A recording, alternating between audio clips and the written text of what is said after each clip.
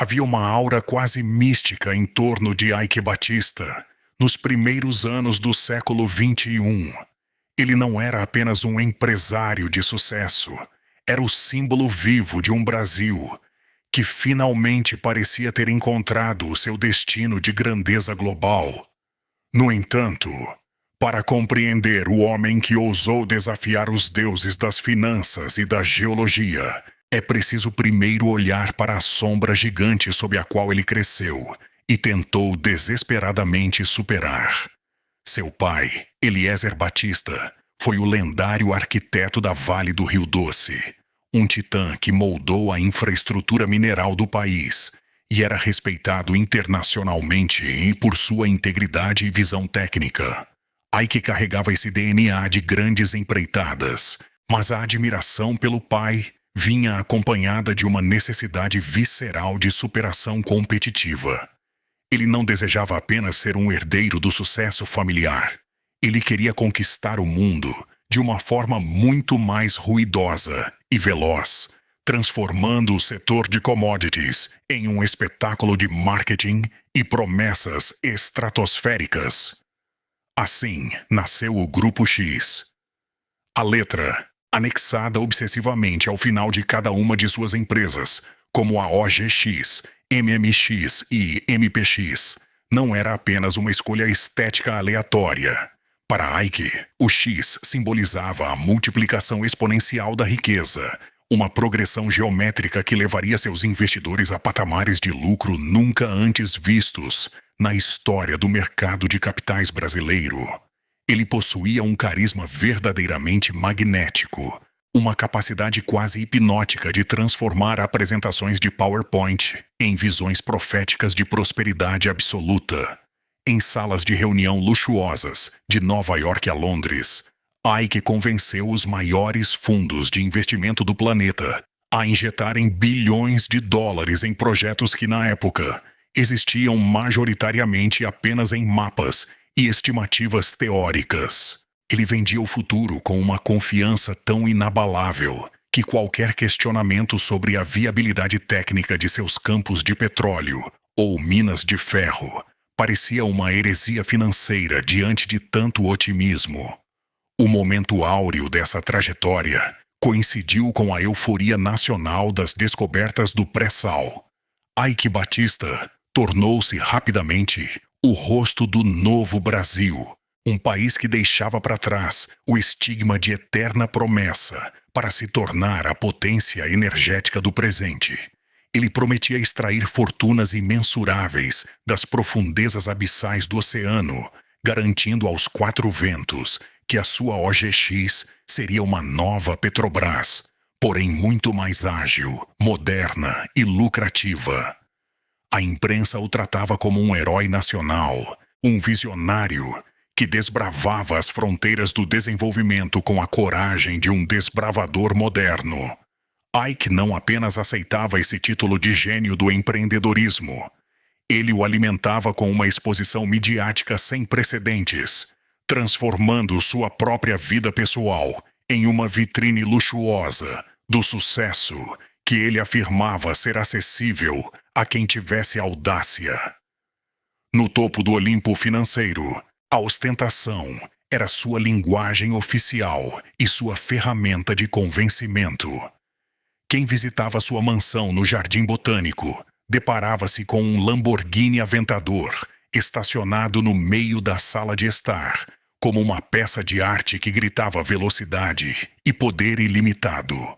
Pelas águas da Baía de Guanabara, seu iate Pink Fleet navegava como um símbolo flutuante de um império que parecia não conhecer limites geográficos ou financeiros. Em 2012, a revista Forbes o coroou como o 7º homem mais rico do mundo, com uma fortuna estimada em 30 bilhões de dólares. Mas para Ike, ser o 7º era apenas uma parada temporária e insatisfatória. Em declarações públicas carregadas de uma arrogância perigosa, ele jurou abertamente que ultrapassaria o bilionário mexicano Carlos Slim para se tornar o homem mais rico do planeta Terra. Antes de continuarmos essa jornada pela ambição humana, Inscreva-se no canal e conte para nós, nos comentários, de onde você está assistindo este vídeo. Esse juramento de ser o número 1 do mundo não era apenas uma meta financeira ousada. Era um desafio lançado contra a própria realidade. Ike acreditava piamente em sua própria lenda, ignorando que o mercado financeiro é um juiz implacável que não aceita narrativas desprovidas de fundamentos sólidos por muito tempo. Enquanto ele desfrutava dos holofotes internacionais e planejava seu próximo bilhão, as engrenagens silenciosas da geologia começavam a girar no sentido contrário aos seus desejos.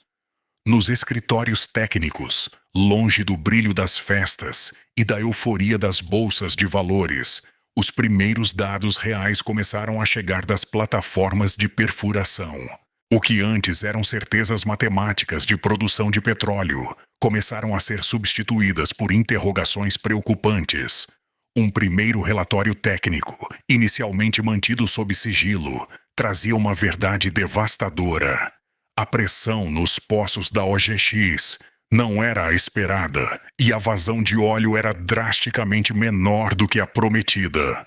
A semente da dúvida estava plantada e o castelo de cartas começava a sentir o primeiro tremor de uma tempestade que ninguém seria capaz de conter. A realidade, fria e implacável como o aço das sondas de perfuração, começou a perfurar a bolha de otimismo que Ike Batista havia inflado com tanto vigor ao longo dos anos. O que os geólogos e engenheiros mais experientes sussurravam nos corredores silenciosos da OGS era o pior pesadelo de qualquer investidor. Os campos de petróleo, que deveriam jorrar ouro negro e consolidar a soberania energética brasileira, eram em grande parte economicamente inviáveis. Onde se esperava uma vazão torrencial que sustentaria o crescimento exponencial do Grupo X, encontrou-se apenas um fluxo pífio, insuficiente para cobrir os custos operacionais astronômicos da extração em águas ultraprofundas. O choque de realidade não foi apenas uma questão técnica de geologia. Foi um abalo sísmico na própria credibilidade de um império, construído sobre a fundação movediça de expectativas futuristas e apresentações de marketing impecáveis. O mercado financeiro, que antes celebrava cada anúncio de Ike com uma euforia quase messiânica, reagiu com uma fúria proporcional à sua decepção acumulada. As ações da OGX, as antigas joias da coroa da Bolsa de Valores, entraram em uma espiral de queda livre que parecia não encontrar fundo. Bilhões de dólares em valor de mercado simplesmente evaporaram como fumaça sob o sol causticante do Rio de Janeiro, transformando fortunas colossais em pó em questão de poucos meses. O pânico se espalhou como um incêndio incontrolável por todas as empresas do conglomerado. O efeito dominó foi devastador e impiedoso. A desconfiança na petrolífera contaminou instantaneamente a mineradora MMX, a empresa de logística LLX e a companhia de energia MPX. O valor de mercado das companhias derretia a cada pregão, e o homem que outrora fora o símbolo máximo da riqueza nacional assistia, impotente, ao desaparecimento digital de seu patrimônio bilionário. Mesmo diante do abismo evidente, Ike tentou manter as aparências com uma postura defensiva, que muitos analistas consideravam uma negação da realidade. Nas redes sociais, ele ainda buscava projetar força, publicando mensagens de confiança e frases de efeito motivacionais, tentando convencer o mundo de que o revés era apenas um obstáculo temporário em sua marcha triunfal. No entanto, longe dos flashes, nos bastidores luxuosos de seus escritórios, o clima era de absoluto naufrágio. O império que deveria durar gerações começou a ser esquartejado para tentar satisfazer credores famintos. Aviões executivos, iates luxuosos e propriedades de alto padrão precisaram ser colocados à venda ou entregues como garantias de última hora para estancar dívidas que se tornavam impagáveis. O brilho magnético nos olhos do vendedor de sonhos deu lugar a um olhar cansado, enquanto ele percebia que a matemática crua dos juros é muito mais implacável do que qualquer narrativa publicitária. Nesse cenário de ruína iminente, o isolamento político tornou-se a nova e amarga realidade de Eike Batista. Os aliados de outrora, poderosos governantes e grandes capitães da indústria, que antes disputavam espaço em fotos oficiais ao seu lado, começaram a se afastar de forma coordenada e silenciosa. O prestígio que antes abria todas as portas em Brasília desapareceu instantaneamente. Aqueles que antes o descreviam como o gênio visionário do novo Brasil, agora evitavam mencionar seu nome, temendo que a mancha tóxica do fracasso do Grupo X pudesse contaminar suas próprias carreiras e reputações. Eike encontrava-se agora em uma solidão ensurdecedora, cercado apenas por um exército de advogados e consultores de crise que tentavam desesperadamente salvar os destroços de um castelo de cartas que desmoronava sob o peso esmagador da própria ambição desmedida. O drama pessoal não se limitava aos balanços contábeis. Ele penetrava profundamente no âmago de sua estrutura familiar e psicológica. A queda monumental de Eike tornou-se um espetáculo público de humilhação, com cada detalhe de sua vida privada sendo dissecado por uma opinião pública que agora o via com desdém. O filho de Eliezer Batista, que jurara superar o legado histórico do pai, agora via o sobrenome familiar associado a um dos maiores desastres financeiros da história moderna. O impacto psicológico sobre o superempreendedor foi profundo, enquanto o estigma de ter falhado diante de todo o planeta tornava-se um fardo insuportável. A imagem de sucesso inabalável que ele tanto cultivou estava agora estilhaçada em 1000 pedaços, servindo como um símbolo melancólico da fragilidade do mercado de capitais nacional e da perigosa dependência brasileira de ídolos de papel. A crise pessoal e financeira de Eike Batista acabou por se tornar o marco zero de uma transformação ainda mais profunda e dolorosa para o cenário corporativo. No entanto, quando o mercado acreditava que o fundo do poço já havia sido alcançado e que a história terminaria em uma melancólica reestruturação de dívidas, novos ventos começaram a soprar dos tribunais e das delegacias. Surgiram as primeiras e perturbadoras denúncias, indicando que o colapso do Grupo X não era apenas o resultado de uma geologia desfavorável ou de má gestão corporativa. Investigadores começaram a cruzar dados que sugeriam algo muito mais grave: a existência de um esquema de corrupção sistêmica que envolvia o pagamento de propinas em troca de facilidades estatais. O que começou como uma falência de negócios estava prestes a se transformar em uma caçada judicial sem precedentes, onde o ex-bilionário descobriria que a perda de sua fortuna seria o menor de seus problemas, diante das grades que começavam a se projetar no horizonte de seu futuro incerto. O cerco finalmente se fechou, quando os ventos da Operação Lava Jato atingiram o coração das operações de Eike Batista.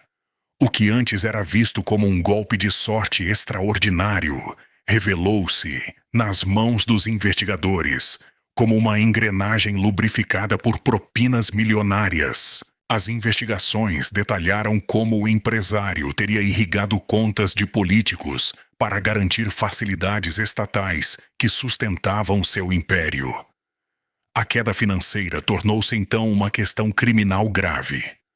A justiça brasileira não buscava mais apenas explicações sobre poços secos, mas sim as trilhas de dinheiro ilícito que fluíam silenciosamente para o exterior. O homem que circulava livremente pelas altas esferas de poder via sua liberdade por um fio, transformando-se no alvo principal de uma força-tarefa implacável. O drama atingiu seu ápice em janeiro de 2017, quando Eike, sob a iminência de um mandado de prisão, viajou para Nova York. O mundo assistiu à incerteza sobre seu destino. Seria ele um foragido ou um homem pronto para se entregar? A resposta veio em um voo de retorno, sob uma cobertura midiática sem precedentes. Ao desembarcar no Rio de Janeiro, o brilho das joias e o conforto da primeira classe foram substituídos pelas algemas. A imagem icônica e humilhante de Ike sendo conduzido pela Polícia Federal, cercado por câmeras e gritos, marcou o fim de uma era.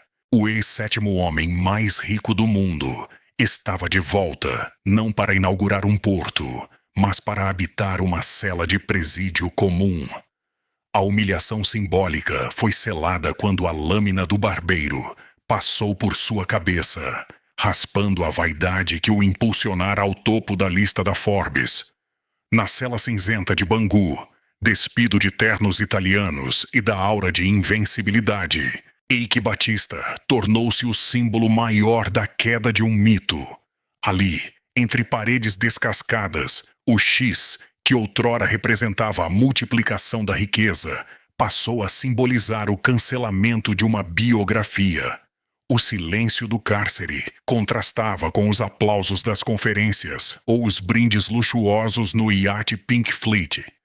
Ele não era mais o visionário que superaria Carlos Slim. Era agora apenas um detento, aguardando o julgamento de uma sociedade traída por suas promessas. Os anos seguintes trouxeram uma sequência de processos judiciais. Nos tribunais, as acusações de manipulação de mercado e corrupção ganharam contornos técnicos. Sentenças pesadas foram proferidas, acumulando décadas de condenação que sepultaram qualquer esperança de retorno aos negócios. Os promotores desnudaram a venda de ações baseada em informações falsas, revelando como pequenos investidores foram sacrificados no altar da ganância do Grupo X. Cada condenação era um prego no caixão de sua reputação, enquanto antigos aliados, agora delatores, forneciam as provas de que a engenharia financeira de Ike era, na verdade, um frágil esquema de ilusão coletiva. Mesmo em liberdade condicional, Ike tentou ensaiar uma redenção impossível. Buscou atrair investidores com projetos de nanotecnologia, mas o sistema financeiro já não ouvia sua voz com credulidade. O X agora carregava o peso de um erro histórico. A percepção pública cristalizou-se. Ike Batista não era o sucessor do legado de Eliezer Batista, mas um alerta vivo sobre os perigos da especulação. Sua trajetória deixou um rastro de desconfiança, forçando o mercado brasileiro a amadurecer e a exigir mais transparência. O mito do empreendedor messiânico foi substituído pela valorização da governança ética e do trabalho real. Hoje, esse Ike Batista vive nas sombras de sua própria história. O homem que teve o mundo aos pés é apenas uma lembrança do que já representou. Sua queda não foi apenas financeira, mas moral e existencial.